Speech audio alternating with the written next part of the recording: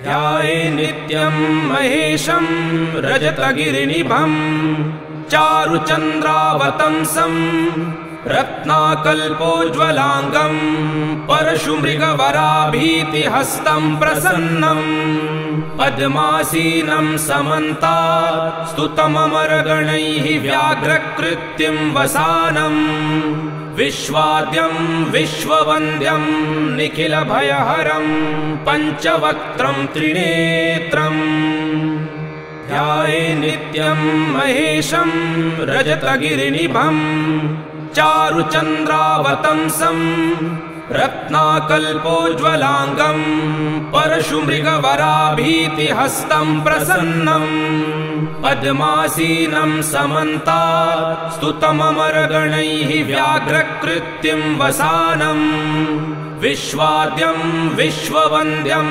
निखिलभयहरं पञ्चवक्त्रं त्रिनेत्रम्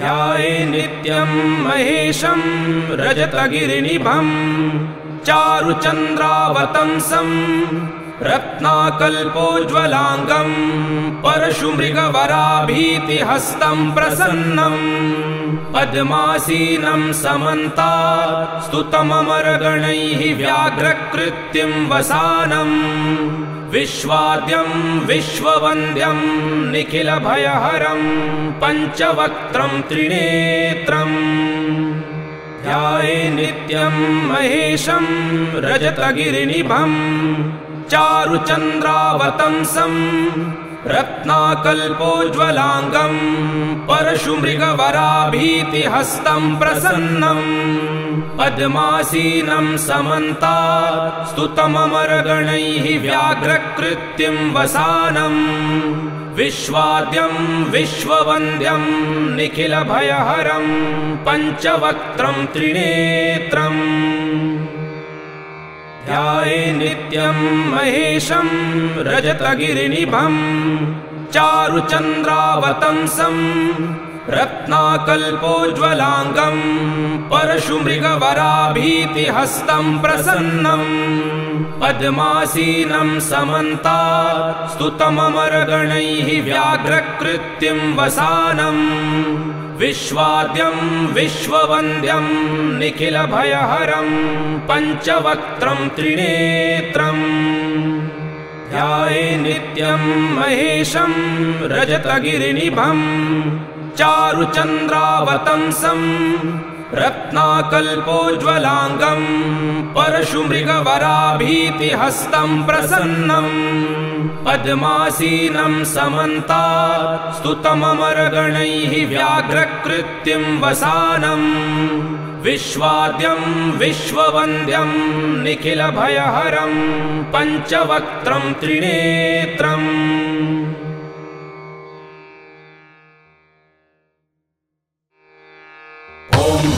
ॐ जुं ॐ सा ॐ भुं ॐ भुवः ॐ स्वः ॐ त्र्यम्बकं यजामहे सुगन्धिं पुष्टिवर्धनम् उर्वारुकमिव बन्धनान् मृत्योर्मुक्षीयमामृतात् ॐ स्वाहा ॐ भुवः ॐ भुं ॐ सा ॐ जुं ॐ हौं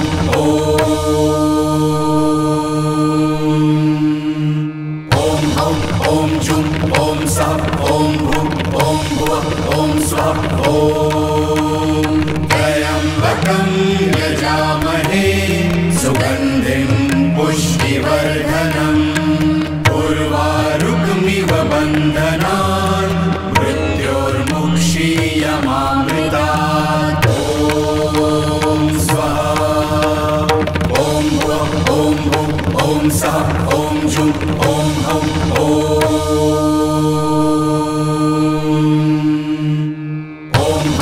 ॐ जुं ॐ सा ॐ भुं ॐ भुवः ॐ स्वः ॐ त्र्यम्बकं यजामहे सुगन्धिं पुष्टिवर्धनम् उर्वारुकमिव बन्धनान् मृत्योर्मुक्षीयमामृतात् ॐ स्वाहा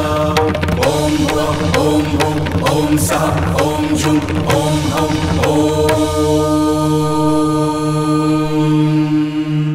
ॐ हौं ॐ जुं ॐ सः ॐ भुं ॐ भुवः ॐ स्वः ॐ त्र्यम्बकं यजामहे सुगन्धिं पुष्टिवर्धनम् उर्वारुकमिव बन्धनान् मृत्योर्मुक्षीयमामृतात् ॐ स्वाहा ॐ भुवः ॐ भुं ॐ सः ॐ जुं ॐ हौं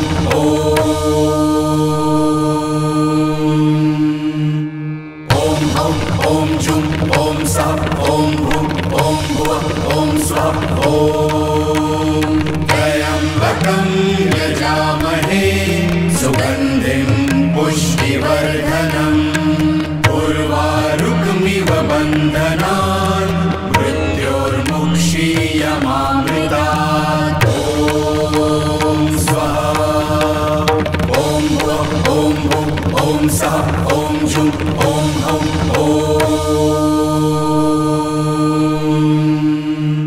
ॐ हौं ॐ जुं ॐ सः ॐ भुं ॐ भुवः ॐ स्वः ॐ त्र्यम्बकं यजामहे सुगन्धिं पुष्टिवर्धनम् उर्वारुकमिव बन्धनान् मृत्योर्मुक्षीयमामृतात् ॐ स्वाहा ॐ भुवः ॐ भुं ॐ सः ॐ जुं ॐ हौं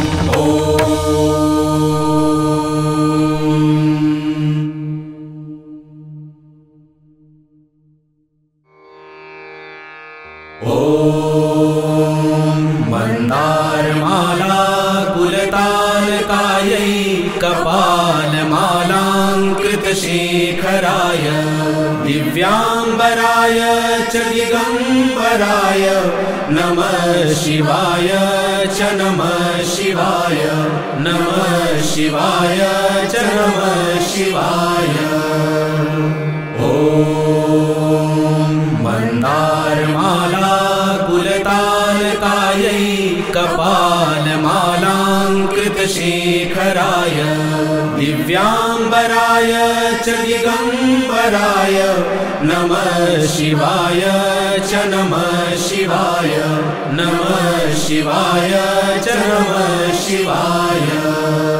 नमः शिवाय नमः शिवाय च नमः शिवाय ॐ मन्दारमाला कुलतालकायै कपालमालाङ्कृतशेखराय दिव्याम्बराय च दिगम्बराय नमः शिवाय च नमः शिवाय नमः शिवाय च नमः शिवाय ॐ मन्दारमाला कुलतालकायै कपालमालाङ्कृतशेखराय दिव्याम्बराय च दिगम्बराय नमः शिवाय च नमः शिवाय नमः शिवाय च नमः शिवाय ॐ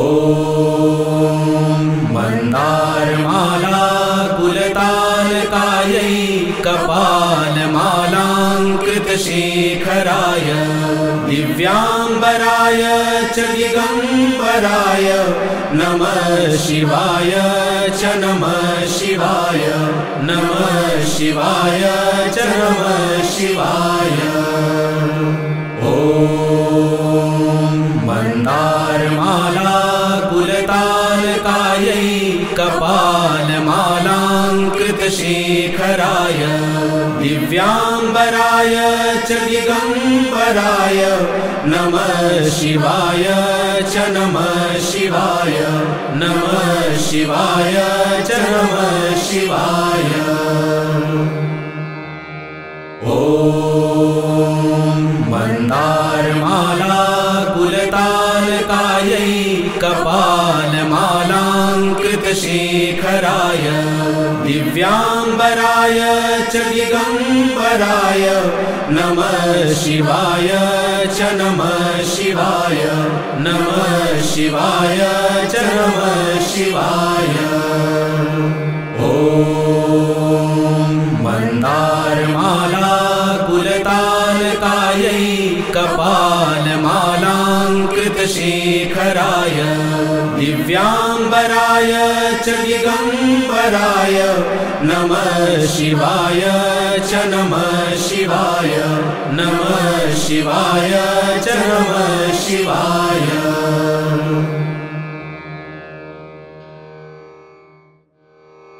त्रिनेत्रं कमलाकान्तं नृसिंहं चन्द्रशेखरं नत्वा संक्षेपतो वक्ष्ये श्रीविद्यां मन्त्रनायिका।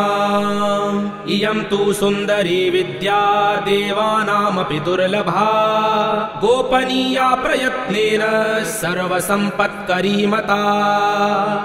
त्रिनेत्रं कमलाकान्तं नृसिंहं चन्द्रशेखरं नत्वा संक्षेपतो वक्ष्ये श्रीविद्यां मन्त्रनायिका।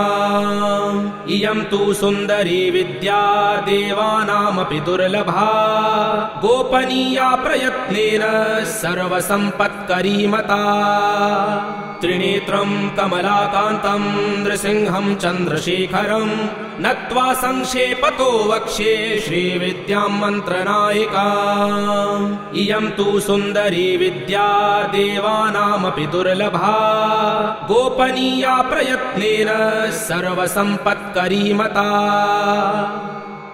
त्रिनेत्रं कमलाकान्तं नृसिंहं चन्द्रशेखरं नत्वा संक्षेपतो वक्ष्ये श्रीविद्यां मन्त्रनायिका। इयं तु सुन्दरी विद्या देवानामपि दुर्लभा गोपनीया प्रयत्नेन सर्वसम्पत्करी मता। त्रिनेत्रं कमलाकान्तं नृसिंहं चन्द्रशेखरं नत्वा संक्षेपतो वक्ष्ये श्रीविद्यां मन्त्रनायिका। इयं तु सुन्दरी विद्या देवानामपि दुर्लभा गोपनीया प्रयत्नेन सर्वसम्पत्करी मता। त्रिनेत्रं कमलाकान्तं नृसिंहं चन्द्रशेखरं नत्वा संक्षेपतो वक्ष्ये श्रीविद्यां मन्त्रनायिका। इयं तु सुन्दरी विद्या देवानामपि दुर्लभा गोपनीया प्रयत्नेन सर्वसम्पत्करी मता। त्रिनेत्रं कमलाकान्तं नृसिंहं चन्द्रशेखरं नत्वा संक्षेपतो वक्ष्ये श्रीविद्यां मन्त्रनायिका। इयं तु सुन्दरी विद्या देवानामपि दुर्लभा गोपनीया प्रयत्नेन सर्वसम्पत्करी मता। त्रिनेत्रं कमलाकान्तं नृसिंहं चन्द्रशेखरं नत्वा संक्षेपतो वक्ष्ये श्रीविद्यां मन्त्रनायिका। इयं तु सुन्दरी विद्या देवानामपि दुर्लभा गोपनीया प्रयत्नेन सर्वसम्पत्करी मता। त्रिनेत्रं कमलाकान्तं नृसिंहं चन्द्रशेखरं नत्वा संक्षेपतो वक्ष्ये श्रीविद्यां मन्त्रनायिका। इयं तु सुन्दरी विद्या देवानामपि दुर्लभा गोपनीया प्रयत्नेन सर्वसम्पत्करी मता।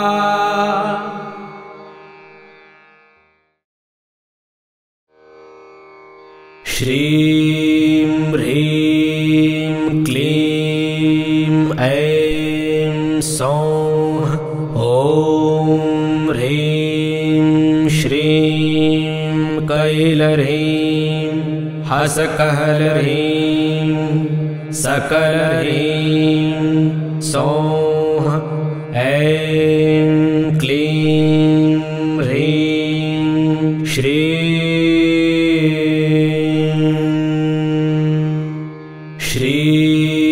ह्रीं क्लीं ऐं सौः ॐ ह्रीं श्रीं कैलह्रीं हसकहलह्रीं सकलह्रीं सौः ऐं क्लीं ह्रीं श्रीं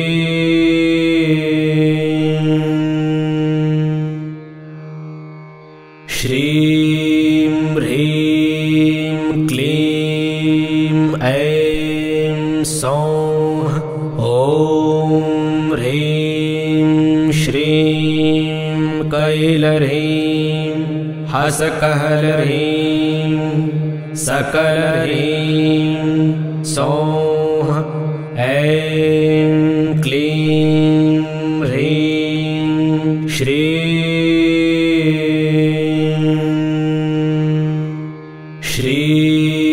ह्रीं क्लीं ऐं सौः ॐ ह्रीं श्रीं कैलह्रीं हसकहलह्रीं सकलह्रीं सौः ऐं क्लीं ह्रीं श्रीं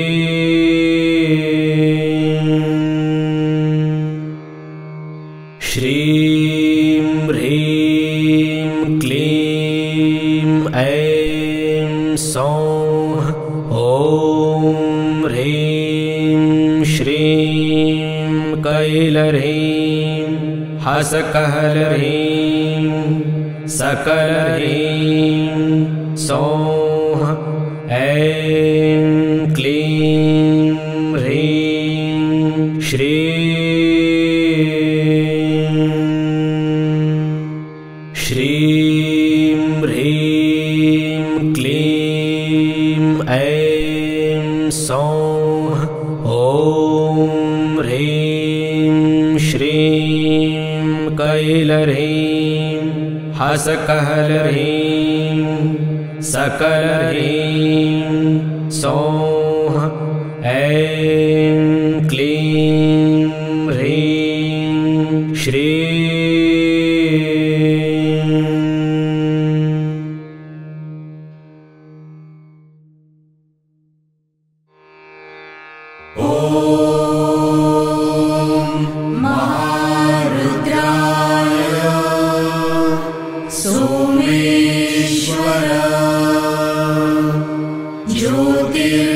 ज्योतिर्लिंगाय नमः।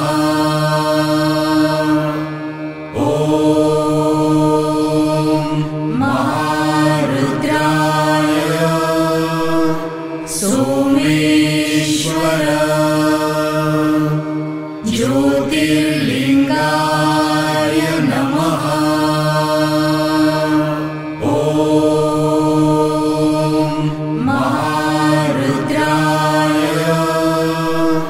सोमेश्वर ज्योतिर्लिंगाय नमः। ॐ महारुद्राय सोमेश्वर ज्योतिर्लिंगाय नमः।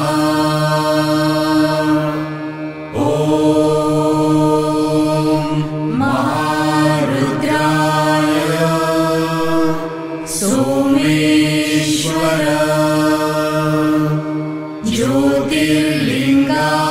ज्योतिर्लिंगाय नमः। ॐ महारुद्राय सोमेश्वर ज्योतिर्लिंगाय नमः।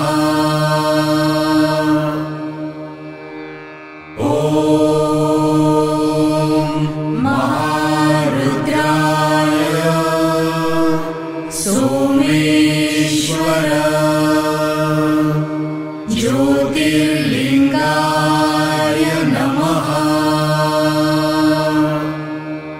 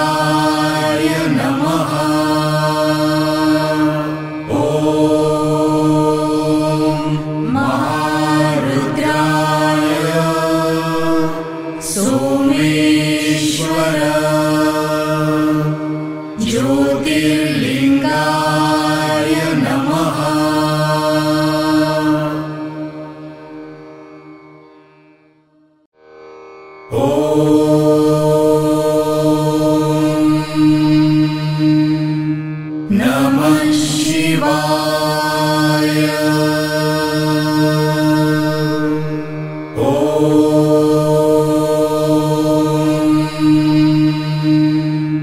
नमः शिवाय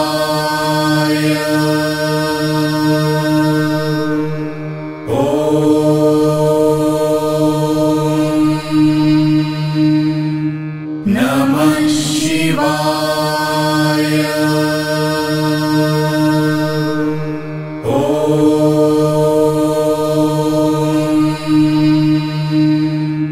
नमः शिवाय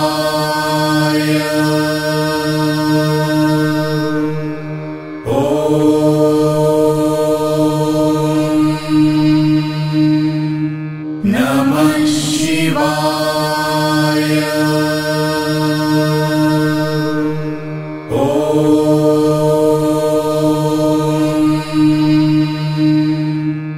नमः शिवाय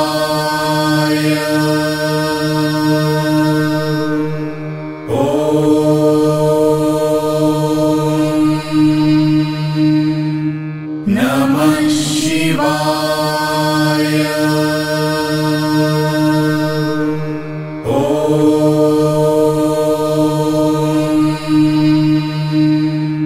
नमः शिवाय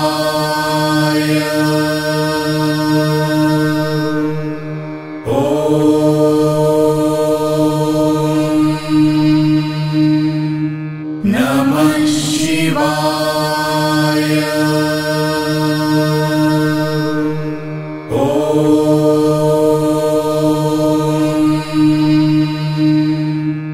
नमः शिवाय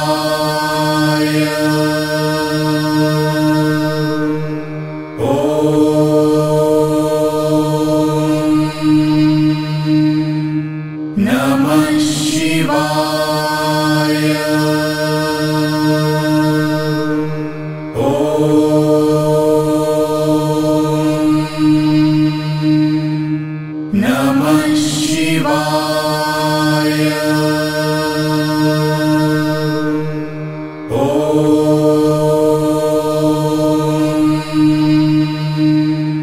नमः शिवाय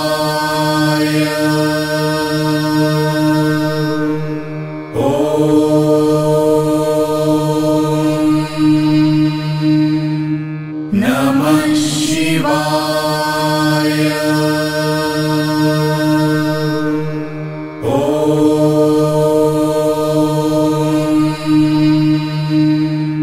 नमः शिवाय